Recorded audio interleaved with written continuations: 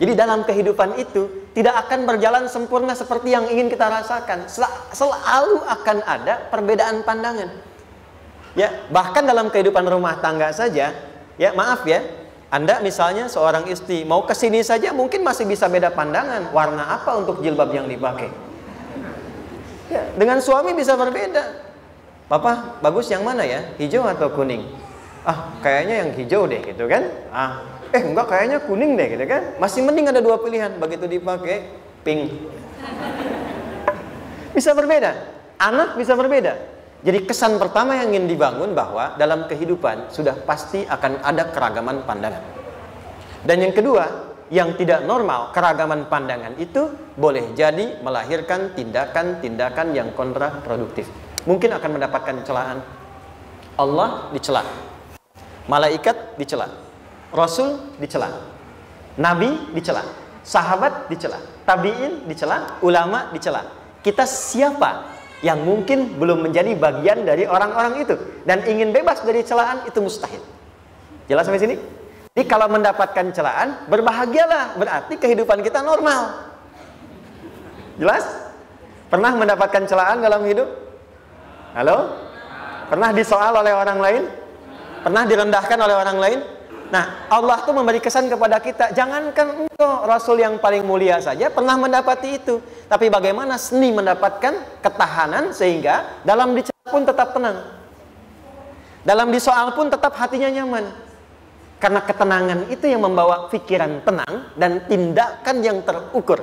Dan kadang-kadang ketenangan itu lebih penting bahkan dibandingkan dengan harta yang berlimpah. Seringkali saya berikan perbandingan dari sejak dulu kita belajar kan. Coba pilih mana? Saya yakin masih konsisten. Pilih mana? Kaya tapi gelisah atau miskin tapi tenang. Tidak boleh ada pilihan ketiga, saya tahu itu. Kaya tapi gelisah atau miskin tapi tenang, pilih mana? Ya, saya tahu. Kaya tapi tenang. Oke, di fase ini wahyu belum turun. Nabi sudah ngajar, turun wahyu, turun al-ala, turun beberapa surah. Tiba-tiba ada masa jeda, wahyu belum turun. Sepekan belum turun, sebulan belum turun. Disitulah muncul seakan ada amunisi bagi orang-orang yang tidak senang dengan Nabi, tidak senang dengan ajakan Nabi pada kebaikan. Ini poin yang kedua. Kalau Anda berbuat baik, pasti ada tantangan. Ingat ya, kalau Anda berbuat baik, apapun itu, pasti ada tantangan. Yang menguji konsistensi kebaikan itu apakah serius untuk dilakukan atau tidak. Maka mulai muncul tuduhan. Lihatlah Muhammad dari ditinggalkan sama Tuhannya. Itu Muhammad dah gila tuh, naik turun bukit, naik turun lagi, kayak orang bengong. Muhammad udah ada beban di pundaknya. Jangankan umatnya, Rasulnya saja yang mengklaim Rasul punya masalah katanya, ya kan? Dan ditinggalkan Tuhannya, kok masih mau ikut Muhammad? Maka dalam keadaan itulah kemudian ditunggu, naik turun. Turunlah kemudian dua surah sekaligus, surah 93, surah 94, yaitu surah Ad-Duha dan Al-Insyirah. Nih. Oke. Ini materinya dahsyat ya. Penting sekali, saking pentingnya ini cepat habis tuh. Sekali lagi. Jazakallah khair. Lebih kelihatan ya. Baik, yuk pelan-pelan. Jadi turunnya surah Ad-Duha dan surah Al-Insyirah, hikmahnya satu atau fungsinya satu, memberikan petunjuk bagaimana mengatasi satu persoalan sesulit apapun tapi masih dapat menghadapinya dengan keadaan yang tenang. Satu surah ini atau dua surah ini diturunkan untuk membimbing setiap hamba menuju kepada ketenangan hati. Dua, membangun kekuatan mental sehingga dalam situasi apapun dia tetap kuat mengatasi berbagai persoalan kehidupan. Nanti terapannya banyak, di bisnis ada. Nanti saya turunkan contohnya. Kadang-kadang ikut tender, sudah bagus, sudah menang, tapi proyeknya diambil orang. Ada yang begitu? Nanti ada ayatnya, ada. Nanti kita turunkan. Udah siap-siap, kan pengen melamar, ternyata keduluan orang, gitu kan? Udah siap-siap, pengen dapat ini, mau lulus, ternyata nilainya nggak seperti yang diharapkan. Muncul, ada, selalu ada demikian. Nanti kompleksitasnya banyak. Tapi dua surah ini kalau kita bisa kuasai artinya dengan baik, pahami dengan benar, maka akan ada sesuatu yang beda yang terasa dalam jiwa kita dan kesiapan mengatasi setiap persoalan dalam kehidupan. Yuk kita baca dulu ya supaya dapat keberkahannya dari dua surah ini. Saya bacakan, Anda ikuti ya. A'udzu billahi minasy syaithanir rajim.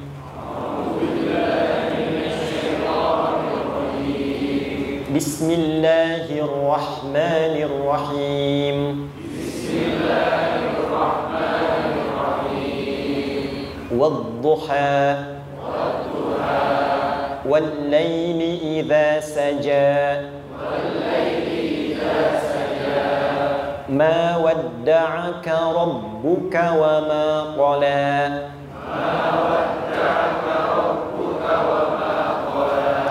ma wadda'aka rabbuka wa ma qala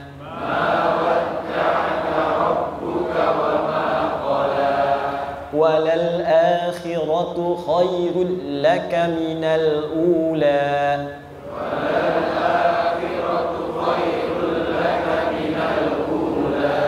wala sawfa yu'tika rabbuka fatarda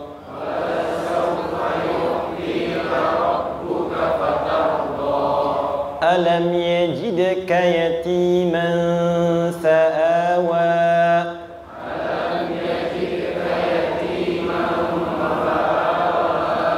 ووجدك ضالا فهدى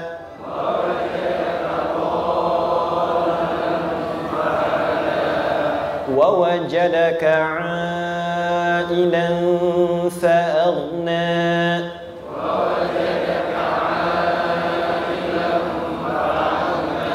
فأما اليتيم فلا تقهر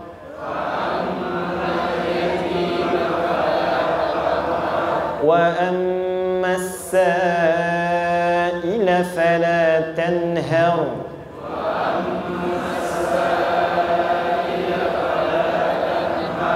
وأما بنعمة ربك فحدث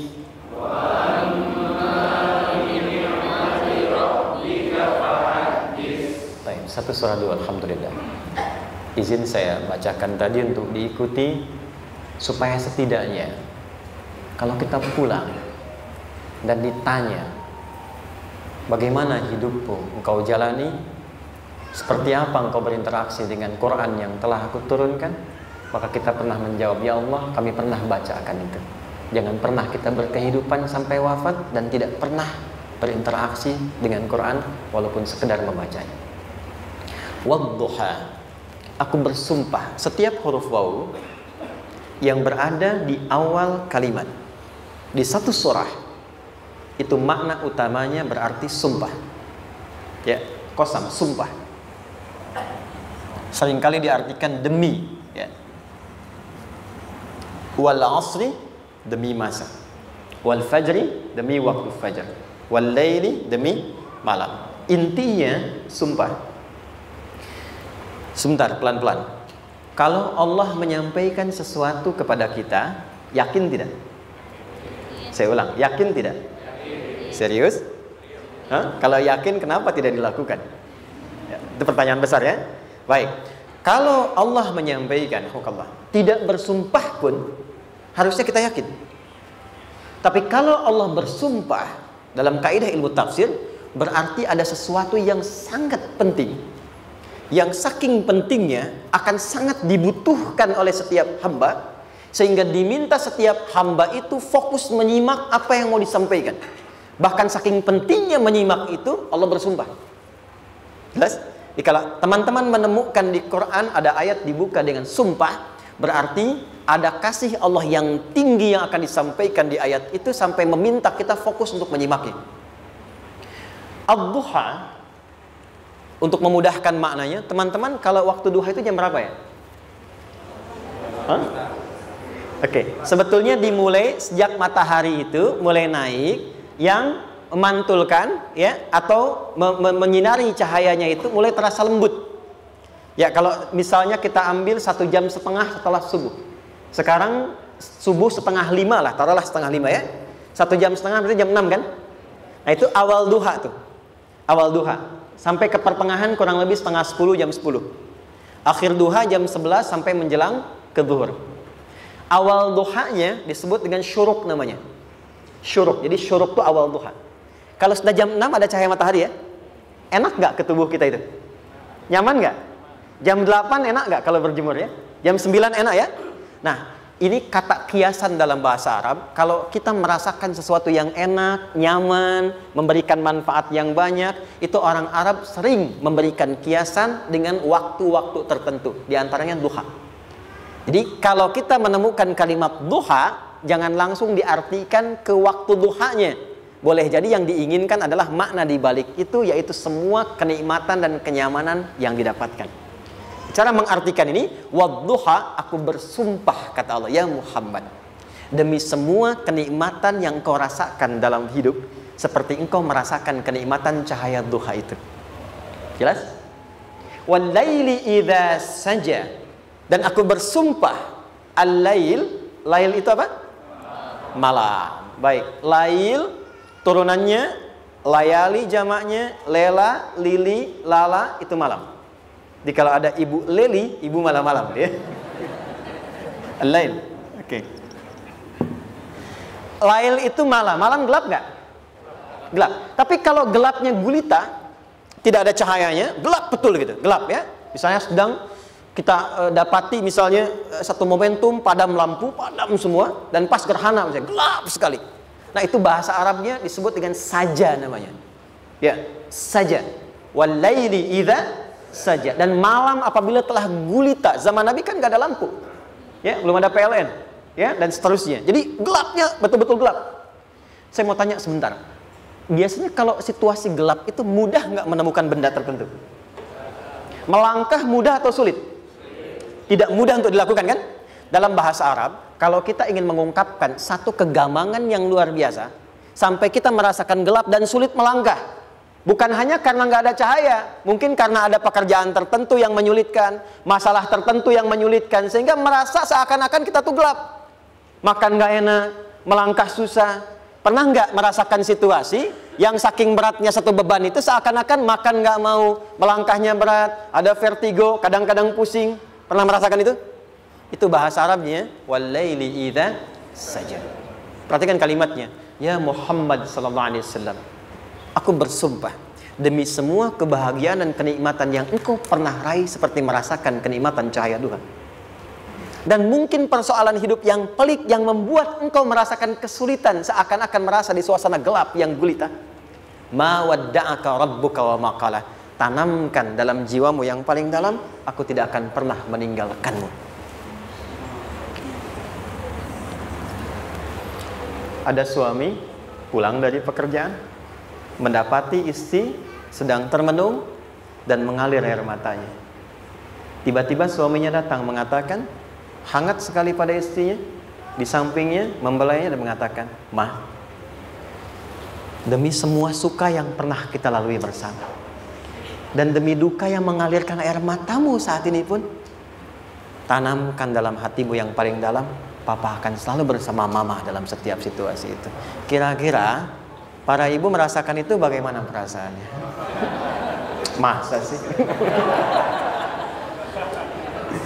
Tapi itu menarik loh.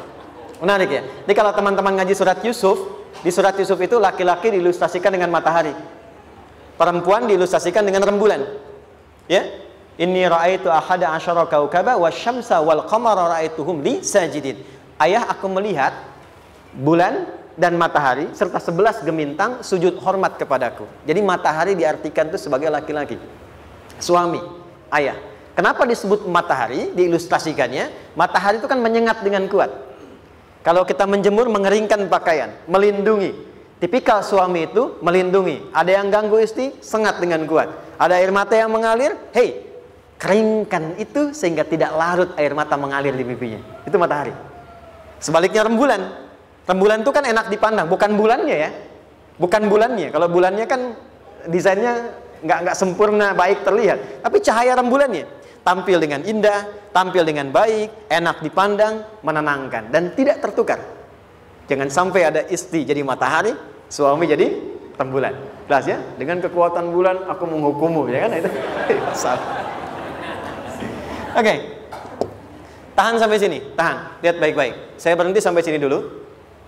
Kalau di Quran ada ayat menyebutkan, tidak spesifik orang yang disebutkan dan kapan kejadiannya, maka peristiwa itu akan terjadi dan dialami oleh kemungkinan generasi berbeda di setiap masa dengan tokoh berbeda tapi perasaan yang serupa.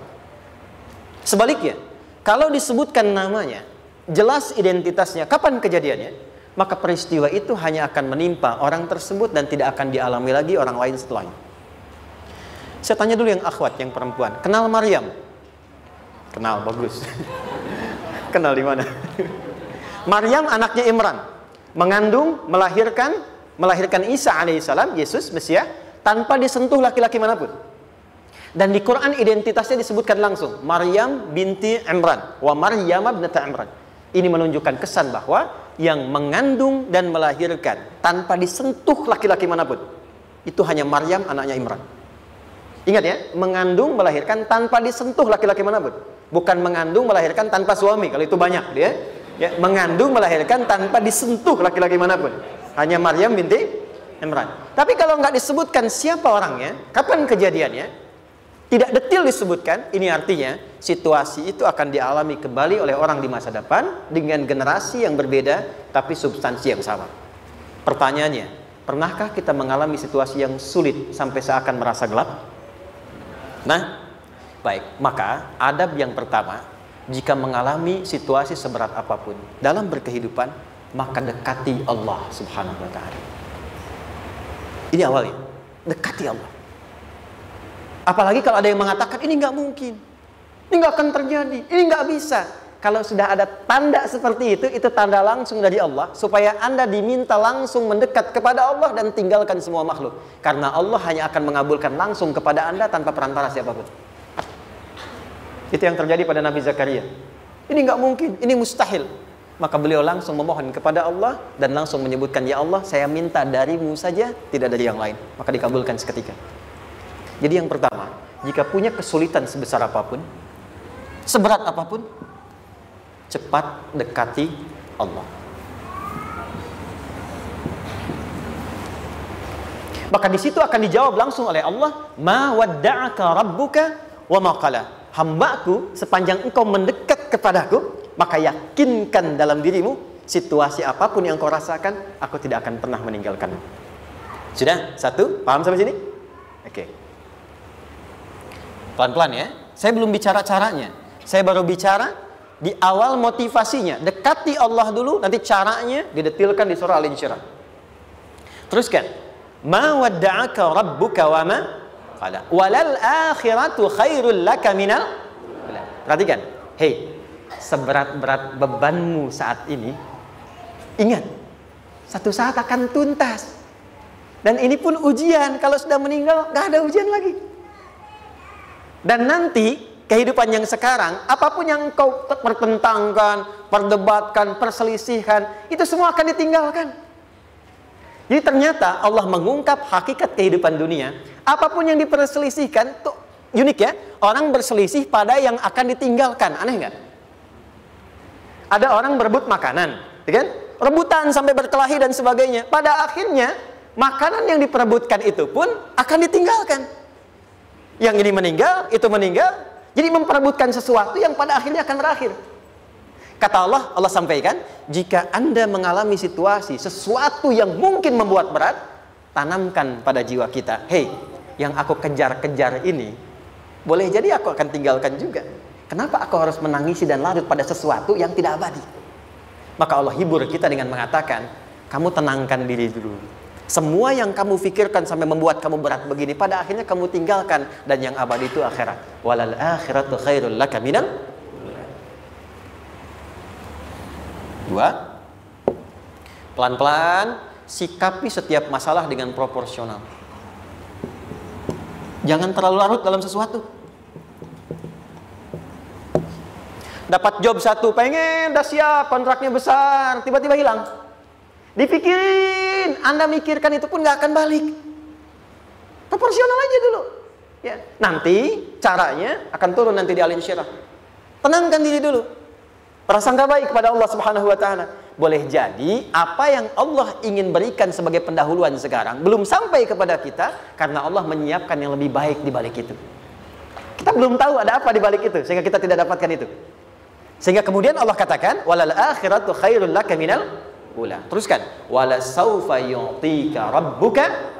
Pelan-pelan. Orang yang punya sikap seperti ini itu cenderung lebih dekat mendapatkan ridha Allah dibandingkan dengan orang-orang yang larut dalam kesulitan.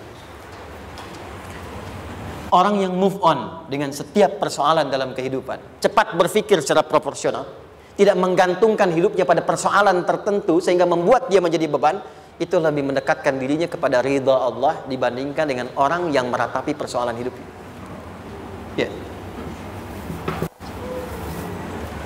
Pelan-pelan. Jadi spiritnya, kalau punya masalah apapun, jangan dilarutin terus. Gak usah diratapi, cepat move on. Berpikir lagi, rencanakan lagi. Nanti, detailnya ada di Al Insyirah. Tapi poin besarnya, janji Allah mengatakan, kalau Anda bisa move on, proporsional, maka yang dijanjikan oleh Allah, di situ Allah percepat datangnya ridha Allah Subhanahu wa taala. Kalau ridha Allah sudah datang, maka akan dua yang diberikan. Pertama kali, ketenangan di dalam jiwa, dan yang kedua, kemampuan untuk berikhtiar lebih baik mencapai apa yang diinginkan. Satu, kalau ridha Allah sudah diberikan pada seorang hamba, yang pertama diberikan ketenangan dalam jiwa. Bukan dunianya dulu. Bukan apa yang Anda ingin harapkan dulu. Pengen sesuatu, ya, pengen materi, pengen kedudukan, pengen lulus anaknya ujian, ya kan? Tiba-tiba terjadi sesuatu, diratapin, alih-alih meratap, alih-alih membuat status, alih-alih menyulitkan diri, kata Allah, terima dulu proporsional. Setelah itu dekatkan diri kepada Allah, turun ridha Allah, begitu turun yang pertama diberikan ketenangan kepada hati. Tenang dulu. Kalau sudah tenang, nanti dibimbing menyelesaikan apa yang sedang dihadapi itu. Itu poin yang ketiga. Pelan-pelan. 4. Kita masuk ke detail sekarang. Perhatikan baik-baik. Ini yang paling menarik. Alam yajidka yatiman fa'awa. Muhammad SAW, bukankah dulu engkau yatim? Punya banyak masalah? Aku selesaikan juga. Ayahmu meninggal sebelum lahir, ada ibu. Ibu meninggal, ada kakek. Kakek meninggal, ada paman. Ya kan? Ada teman yang menemani Sayyidah Khadijah. Teman yang setia. Semua kebutuhan tersedia. Artinya Pak, perhatikan baik-baik. Kalau Anda punya masalah sekarang, jangan sampai melupakan yang dulu-dulu pun pernah tuntas Allah selesaikan. Jadi kalau sekarang sedang punya persoalan, jangan sampai satu masalah ini membuat Anda kehilangan harapan dan kehidupan. Sementara Anda sadar dulu pun banyak masalah kok selesai juga. Kenapa dengan yang satu ini kita harus jatuh? Sekarang usia berapa? 20, 30, 40, 50. Sekarang usia 50 tahun, ada masalah, baru 5 menit datang sudah merasa jatuh. Yang 50 tahun ke belakang yang banyak selesai itu kita nilai atau tidak? Maka kata Allah, seperti yang dulu pernah aku selesaikan ribuan masalah itu, yang sekarang pun mudah aku tuntaskan. Jelas? Nah, secara psikologi, orang-orang yang selalu bertindak seperti itu akan selalu punya harapan lebih tinggi untuk menyelesaikan persoalannya. Jadi kalau sedang punya masalah, pikirkan yang dulu juga selesai, masa yang sekarang nggak selesai. Itu prinsipnya. Secara psikologis demikian. Jelas ya? Oke. Wa wajadaka dhallan fahada. Muhammad, dulu engkau pernah mengalami melihat masyarakat banyak berbuat yang tidak baik, aku berikan petunjuk. Kuncinya fahada di situ. Orang yang punya motivasi kuat dan keyakinan untuk bisa menyelesaikan persoalannya, maka dia akan lebih cepat mendapatkan petunjuk Allah untuk mendapatkan solusi terbaik. Ada sini. Saya agak cepat ya, mohon izin. Wa wajadaka 'ailan fa'aghna. Bahkan, maaf, bukan sekedar selesai. Kalau perlu saya bikin kaya, kata Allah. Aghna itu kalau ilmu, ilmunya luas. Kalau harta, hartanya banyak. Kalau kedudukan, kedudukannya tinggi. Hei, engkau yang sedang mengejar kedudukan, aku tahan sebentar karena ada yang nggak bagus untukmu di sini. Tapi kalau kamu terima, aku angkat itu lebih daripada apa yang kamu harapkan. Kamu pengennya bintang 2, aku naikkan sampai bintang 4. Kalau perlu 5 sekalian. Hei, kamu yang ingin kampus di sini, aku tahan, bahasa kamu nggak lulus, kamu nangis, kamu mengadu, kamu datang pada orang tuamu. Orang tua mulai protes, mulai curhat macam-macam, terima dulu. Mungkin di sini ada yang tidak baik seperti doa ibumu yang sering memohon, ya Allah, jangan sampai anakku berbuat yang salah, jangan sampai terjebak narkoba, jangan sampai terbawa tawuran. Di sini ada yang kurang tepat untukmu. Kalau kamu ridha, kamu terima, kamu proporsional, bahkan aku pindahkan ke kampus yang lebih baik yang tidak kamu bayangkan sebelumnya. Di orang-orang yang selalu menerima apa yang Allah ujikan dan ridha dengan itu, maka Allah akan angkat derajatnya bahkan melebihi ekspektasi dirinya. Paham? Kalau sudah seperti itu, maka lihat ujung ayatnya. Lihat ujung ayatnya. Fa'ammal yatima fala taqhar. Hei, maka jangan pelit berbagi kepada orang lain. Share. Kalau sudah sukses, share. Berbagi, bukan hanya materi, bagi ilmunya, ya, bagi kebahagiaannya. Wa ammas sa'ila fala tanhar. Jangan sampai nunggu orang minta. Kalau lihat ada kawan yang butuh, sekarang Anda sukses. Tapi boleh jadi kesuksesan Anda itu tangganya dari teman-teman Anda. Kalau sudah teraih ke atas, lihat lagi anak tangganya ke bawah. Ajak teman, jangan ditunggu minta. Ajak, bawa dia, berikan peluang. Jangan sampai dia minta, apalagi Anda bentak-bentak. Aku kan yang dulu bantu kamu. Jangan sampai keluar kata-kata itu. Kamu bisa naik di atas karena aku kan yang dulu bantu kamu. Kamu bisa jadi pemeran utama karena aku yang rekomendasikan. Karena aku yang dorong kamu, misal. Jangan sampai keluar kata-kata itu. Apalagi langsung keluar, tidak. Ini karena ilmuku saja misalnya. Kalau itu bisa dilakukan dengan baik, lihat ujungnya. Wa amma bi ni'mati rabbika fahaddits. Maka semua nikmat yang dirasakan akan mudah untuk diimplementasikan dan disyukuri. Jadi semua nikmat itu bukan cuma dirasakan. Jadi membagi semua nikmat itu adalah rasa terbaik untuk menikmatinya. Maaf ya, Anda kalau punya makanan, dimakan sendiri. Dengan dibagi sama-sama, kira-kira rasa nyamannya yang pertama atau yang kedua? Kedua. Makan sendiri, enaknya sendiri kan? Tapi ketika ada teman berbagi dan tahu, oh enak ya, nyaman ya, ada kebahagiaan, ada ngobrol, ada tertawa, ada kebersamaan, itulah inti nikmat yang sesungguhnya. Wa amma bi ni'mati rabbika.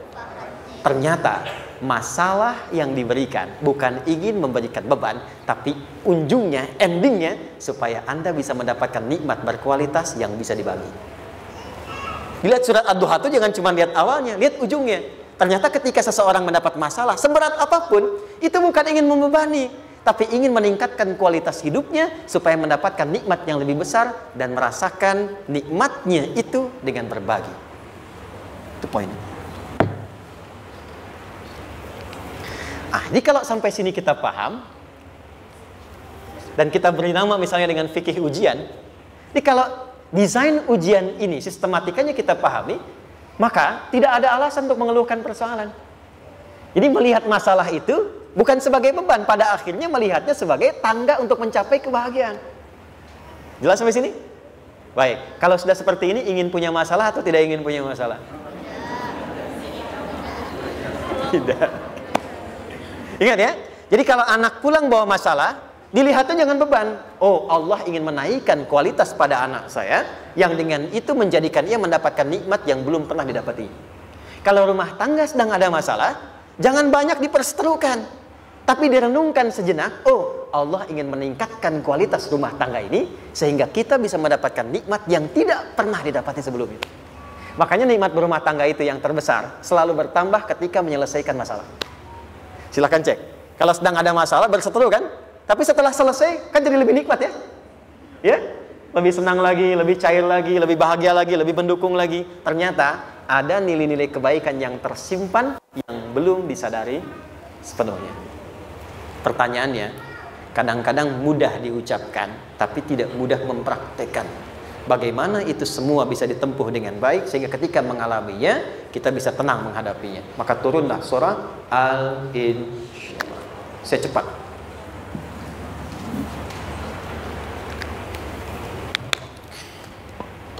Teman-teman, ini apa? Kelas ya? Baik, pelan-pelan sedikit. Kira-kira volumenya besar kecil? Kecil ya? Baik. Kalau saya bandingkan dengan gayung, volumenya besar mana? Gayung ya? Baik. Kalau ini saya perlebar, sehingga bisa memasukkan apapun ke dalamnya, itu bahasa Arabnya disebut dengan insyirah namanya. Jelas? Meluaskan sesuatu sehingga terlihat lapang, sehingga memudahkan setiap hal masuk ke dalamnya. Itu insyirah namanya. Surah ini diberi nama dengan surah Al-Insyirah, yang berarti sesuatu yang lapang, yang tenang, yang nyaman. Yang diharapkan dengan keadaan hati yang lapang, nyaman, tenang itu, segala persoalan yang dihadapi dalam kehidupan akan mudah diterima dan tidak berdampak besar dalam menyikapinya. Maka bagaimana kemudian Allah memberikan turunan-turunan petunjuk supaya apa yang diharapkan ini bisa tercapai? Satu, izin mengilustrasikan. Saya kasih cerita sebentar. Ada seorang anak muda, kisah ini sangat viral, hampir setiap kita bisa mendapatinya. Datang kepada seorang kakek tua di sisi danau yang jernih sekali airnya. Dia berkeluh kesah tentang persoalannya. Dia katakan, saya punya masalah begini. Berat sekali terasanya. Kakek itu kemudian permisi, dia hanya membawa 2 genggam garam. Kemudian beliau bawa 1 gelas, ilustrasinya seperti ini. Dimasukkanlah kemudian garam itu ke gelas itu. Lalu diambil 1 gelas air yang jernih tadi dengan garam segenggam. Kata beliau, minum. Pemuda itu mengatakan, wah asin, minum aja dulu. Lalu ketika diminum, langsung ditumpahkan. Dia muntahkan, asin katanya. Lalu setelah itu kakek yang tadi melepaskan segenggam sisanya, dilempar ke danau tadi yang luas. Lalu diambil lagi dengan gelas yang sama. Sekarang minum. Bagaimana rasanya? Segar, enak, nyaman. Itulah hatimu. Kalau hatimu sempit sesempit gelas ini, maka masalah sekecil apapun akan selalu menghadirkan kesulitan seperti engkau menelan garam tadi. Tapi kalau hatimu luas, sebesar apapun masalah, tidak akan pernah berdampak pada dirimu kecuali engkau mampu menyusun rencana untuk mengatasinya. Kelapangan hati yang membuat diri kita mampu menerima persoalan apapun, itu yang disebut dengan insyirah. Makanya dulu tahun 90-an ada sinetron Hati Seluas Samudra gitu ya. Saya pernah tahu itu. Sama anaknya diapa-apain juga, masih aja ya menerima gitu. Dulu siapa ya? Jeremy Thomas dan lain-lain ya. Saya kira ada itu. Ya, saya kira itu ya. Saya pernah lihat sejenak ya. Saya jarang-jarang nonton itu. Pernah lihat aja. Saya senang riset. Jadi kalau riset itu ada riset dakwah, ada riset materi. Saya teman-teman yang musik gitu ya. Saya tidak terlalu dekat dengan musik karena saya di Quran gitu. Tapi untuk mengetahui hukum musik itu bagaimana, saya riset. Sampai ke notasi saya tahu. C, D, F, G, A, B, C, G, A, B, C, D, F, G, D, F, G, A, B, C, D, A, B, C, D, F, G, A, F, G, A, B, C, D, E, B, C, D, E, F, G, A, B, F, G, A, B, C, D, A, F, G, A, B, G, A, B, gitu kan ya? Ya, tapi kalau diminta piano, gitar, ini saya nggak bisa. Ya, tapi untuk menentukan hukum, nah kita bisa paham gitu. Misalnya boleh nggak baca Quran pakai langgam Jawa gitu kan? Nah, hukumnya apa? Nanti dari teori itu muncul. Ya, paham ya? Nah, oke, balik sini. Perhatikan baik-baik. 1, saya agak cepat. Ini ditafsir langsung turun Al-Insyirah. Yang pertama, alam nashrah laka sadrak wa wada'na anka wizrak alladhi anqadha dhahrak. Tahan sampai sini dulu, 3 ayat. Saya mulai dari ayat kedua dan ketiga. Perhatikan baik-baik. Wa wada'na anka wizrak alladhi anqadha dhahrak. Artinya apa? Artinya satu beban yang diletakkan di pundak yang berpengaruh kepada semua bagian tubuh. Kita pernah melakukan atau melihat yang angkat beban ya? Beban kan semakin berat diangkat, semakin terasa ke bagian-bagian tubuh ya, ke semuanya. Nah, itu namanya wizrak alladzi anqadha dhahrak. Beban yang dipikul yang berat sekali sampai semua merasa. Makanya jadi satu ungkapan dengan mengatakan dia sedang memikul beban yang sangat berat. Sampai kepalanya pusing, tidur nggak nyaman, miring kanan, miring kiri. Itu namanya ya alladzi anqadha dhahrak. 1. Saya percepat, akan ada satu masa dalam hidup setiap hamba merasakan satu persoalan yang seakan-akan beban berat yang dipikul sampai merasa kesulitan dari ujung kepala sampai ujung kaki. Siapapun itu. Jujur ya, setiap kita tanyakan pada diri sendiri. Setiap kita yang ada di sini, saya yakin pasti pernah atau bahkan akan mengalami satu peristiwa yang merasakan beban berat sampai seakan-akan ujung kepala sampai ujung kaki merasakan sakitnya. Ada yang sudah mengalami atau bahkan nanti akan ada yang melalui. Perhatikan baik-baik. Teruskan ayatnya. Wa rafa'na laka. Perhatikan. Kalau ada yang sedang merasakan itu, yakinlah kata Allah, pada saat itu sesungguhnya Allah sedang mengangkat derajatnya dan meningkatkan kualitas hidupnya untuk mencapai sesuatu yang istimewa yang belum pernah diraihnya. Dari sini kita buat persamaan. Ujian. Perhatikan. Berbanding lurus dengan harapan, banding lurus dengan solusi nanti pada akhirnya.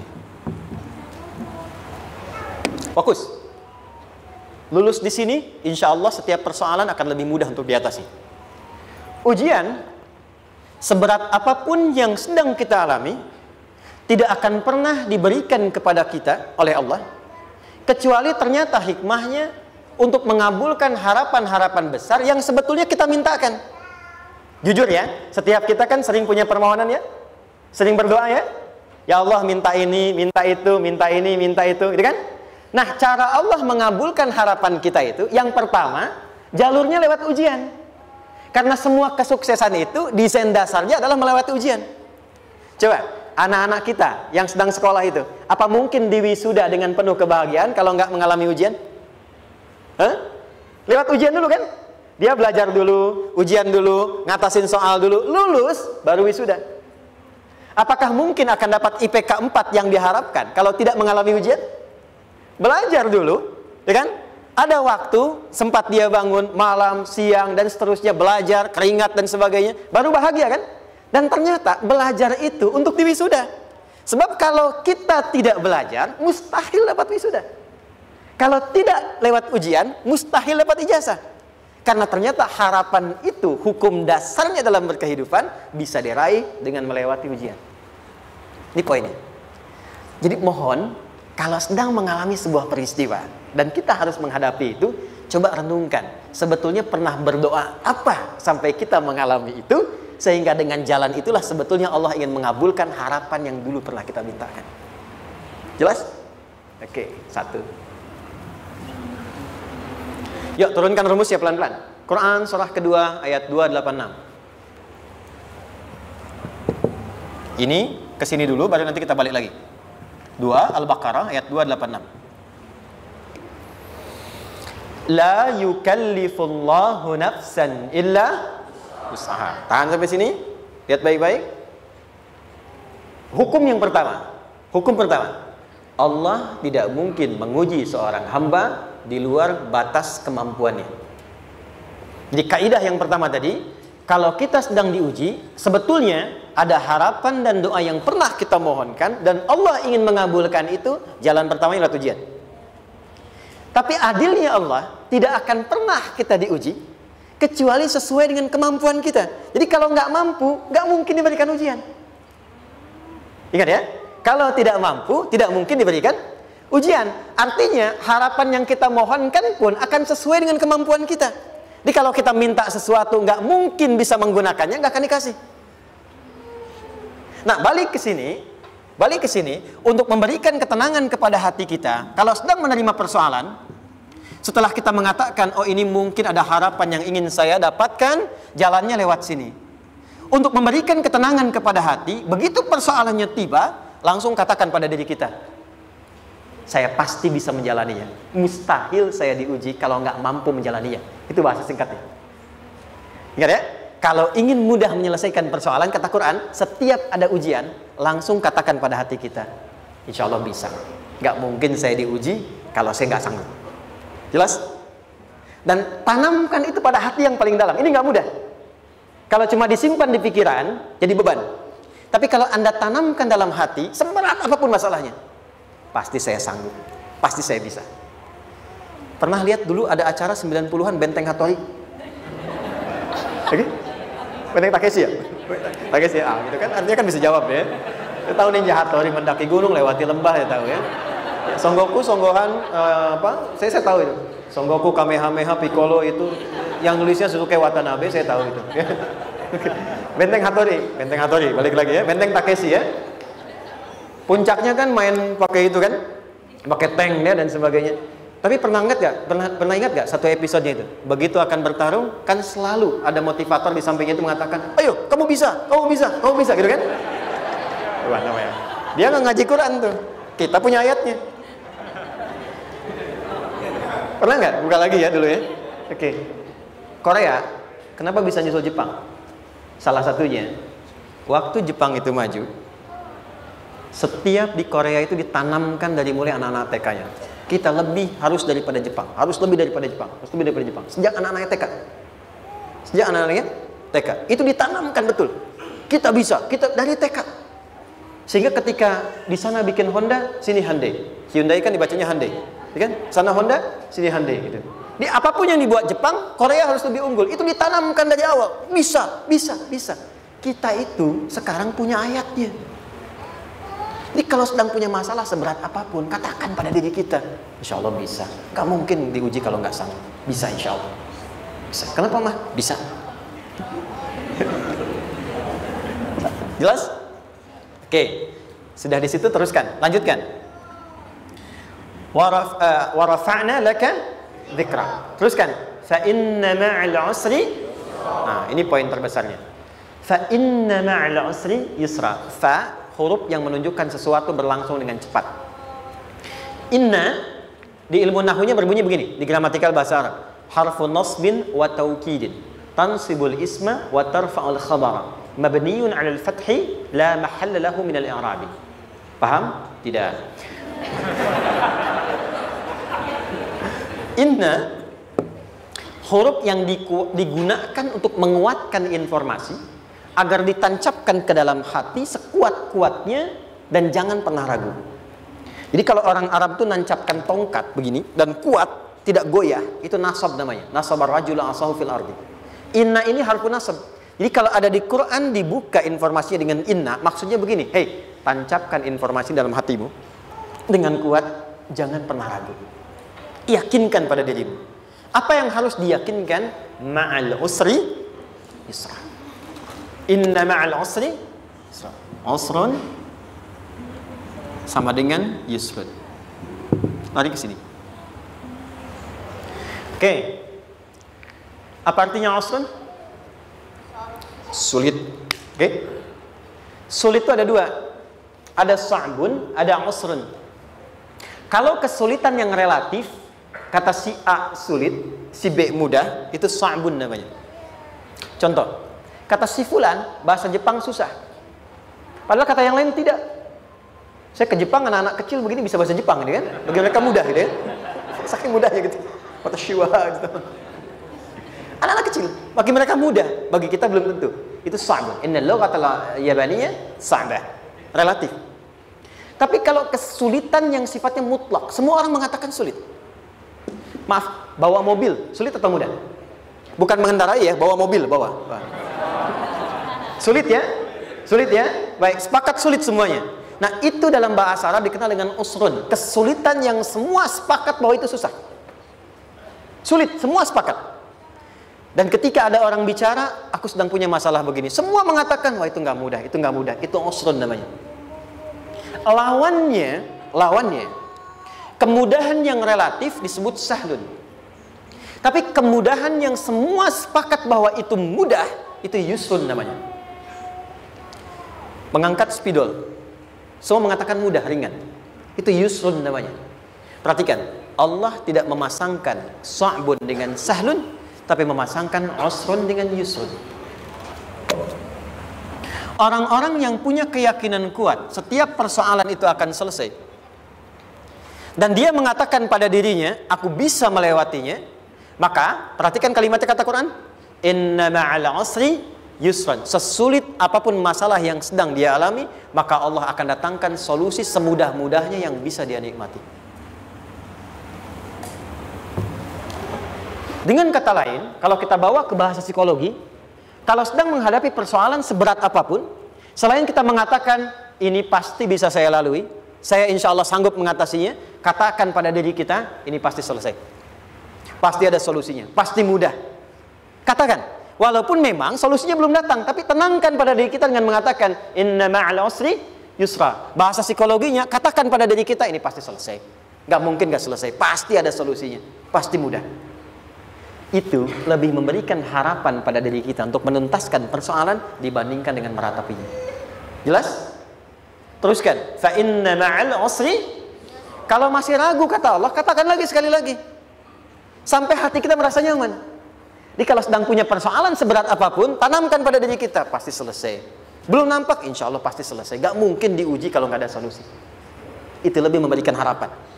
Setelah itu, fa'idha faraghta, mitigasi masalahnya, mitigasi persoalannya. Tuliskan, ini masalahnya apa? Rumah tangga. Apa saja misalnya, dia ada suami, ada istri, ada anak-anak. Masalah ada di mana? Kadang-kadang benangnya jadi kusut karena satu-satu nggak segera diselesaikan. Maka kata Al-Quran, fa'idha faraghta, satu-satu mitigasi dulu. Satu masalah di sini, lihat di suami, lihat di istri. Kalau pekerjaan, masalahnya apa? Sebelum bercabang kemana-mana, petakan. Apakah rekanannya? Apakah relasinya? Apakah kemampuannya? Apakah manajerialnya? Apakah marketingnya? Mitigasi, kotaki semua, selesaikan satu-satu. Setelah itu, apa yang dilakukan? Wa ila rabbika, tawakal sepenuhnya kepada Allah untuk menentukan hasilnya. Tawakal itu yang paling mahal.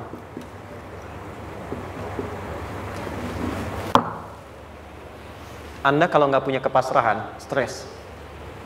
Karena selalu memikirkan apa yang mau dikerjakan dan selalu orientasi pada hasil. Kita punya tawakal. Kalau kita mampu menyerahkan sesuatu, gini.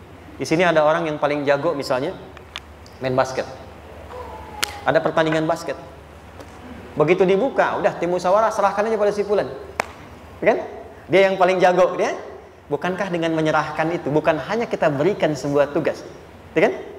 Tapi dengan itu ada kelapangan tersendiri kan? Yakinlah sukses, dia paling hebat. Pernah ada perasaan gitu? Sekarang, siapa yang paling mampu menguasai? Siapa yang paling hebat menyelesaikan segala hal? Siapa yang punya segalanya? Bukankah Allah? Orang-orang yang punya tingkat tawakal yang tinggi, maka satu, dia akan lebih stabil keadaan mentalnya dan tidak akan pernah gelisah dengan kekecewaan.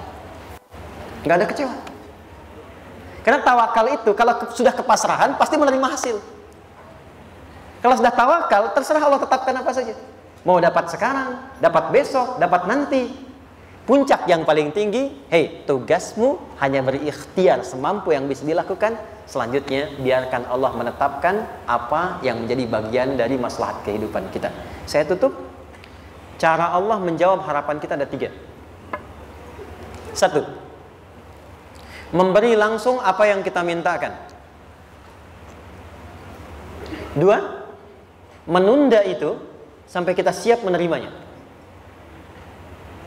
3. Mengganti apa yang kita inginkan dengan apa yang kita butuhkan.